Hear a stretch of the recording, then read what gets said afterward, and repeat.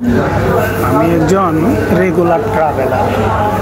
আমার পাসপোর্টে 8টা দেশের ভিসা এবং কতবার ঘুরেছি এটা ঠিক নেই। পৃথিবীর কোথাও আমাকে আটকায় না। আমার দেশ, আমার সোনার বাংলাদেশ। আমি নিজেই ট্রাভেল করি, বাংলাদেশ থেকে আসছি, কিন্তু বাংলাদেশ থেকে আমাকে ছাড়ে না। কি বলবো,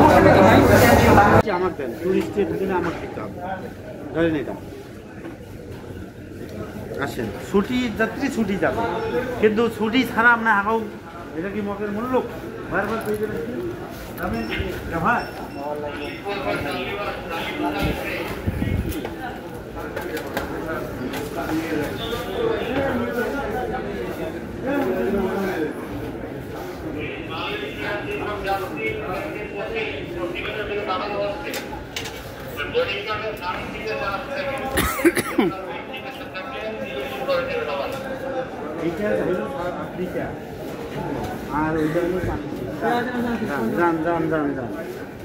আর আফ্রিকাটা আলাদা করে দিয়ে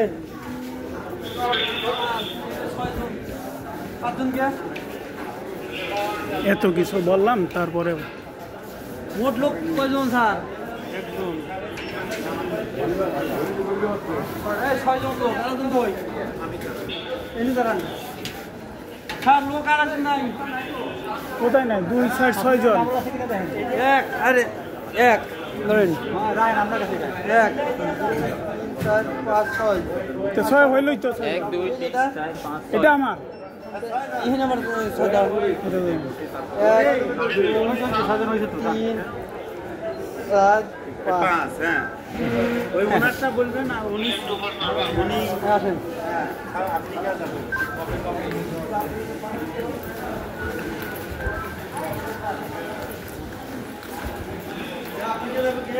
আমাকে নিয়ে যাওয়া হচ্ছে ওসির রুমে।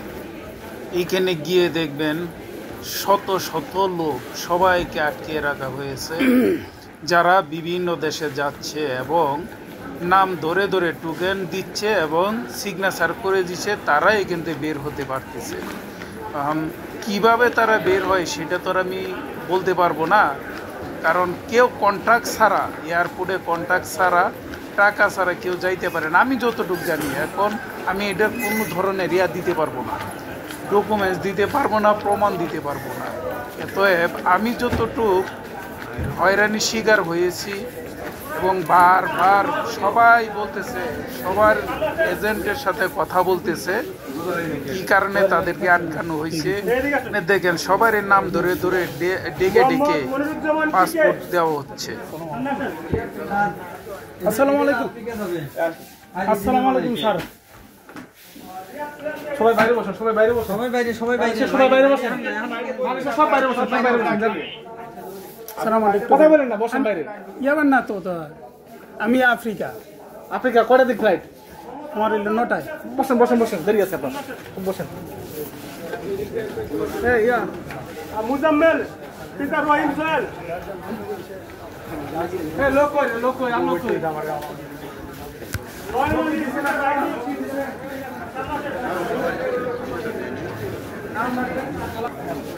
হাবিবুর রহমান, ঢাকা হইতে পারে খেয়াল রাখেন। হাবিবুর রহমান, এটা আব্দুল হান্নান মিয়া।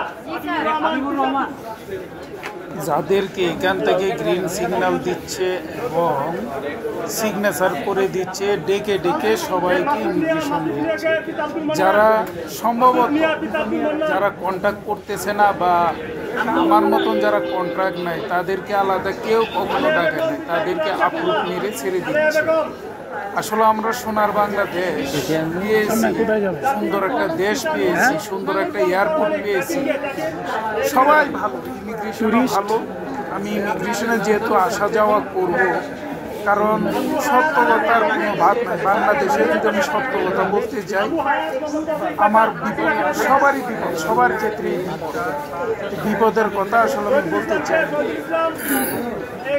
আমরা যে পরিমাণ অনেক নিচে যারা যাচ্ছে, যে যাদেরকে ডাকছে, সবাই মালয়েশিয়া যাচ্ছে, এই মেয়েগুলা মালয়েশিয়া যাচ্ছে, সবাই কিন্তু চাকরি করবে, সবাই রেমিটেন্স পাঠাবে বাংলাদেশে।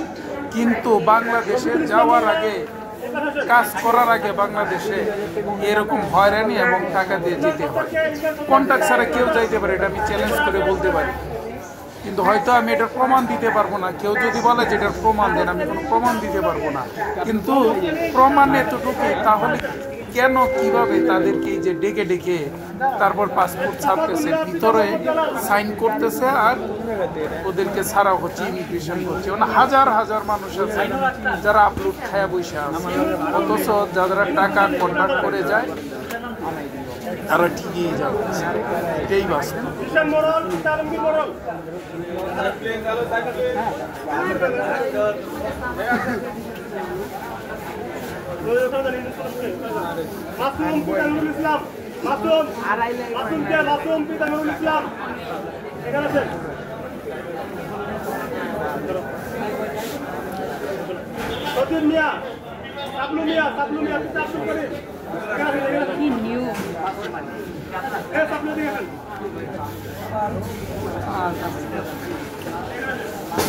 জায়গা হবে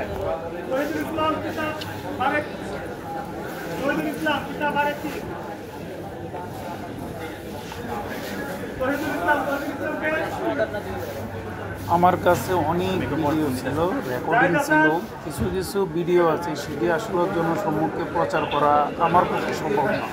কারণ যেহেতু আমি ট্রাভেলার, বাংলাদেশ আমার যেতে হবে। যদি বাংলাদেশে যেতেই না দেয় এইগুলার কারণে আসলে এই ধরনের ভিডিওগুলা সিক্রেট, তারপরেও ভিডিও দিচ্ছি। এবং ওই কথোপকথনগুলো যেগুলো আমাদের কাছে প্রশ্ন করেছিল, আপনি কেন কন্ট্রাক্ট করেন নাই, আপনি কন্ট্রাক্ট করলে কয় টাকা লাগবে, এই ধরনের কিছু ইয়া ছিল, সেটা আমি কেটে দিয়েছি। কারণটা হলো আমি কোনো ঝামেলায় পড়তে চাই না, না ঝামেলা করতেও চাই না।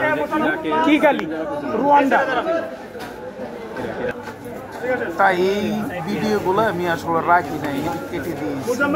যে কারণ এটা নিয়ে কোনো ঝামেলাও আমি চাই না। কি হয় কিন্তু সর্বোপরি আমার এখান থেকে ছেড়ে দিয়েছে, কিন্তু আমার অনেক মানে অনেক কষ্ট হয়েছে, অনেক অনেক কষ্ট হয়েছে, যা বলার বাইরে।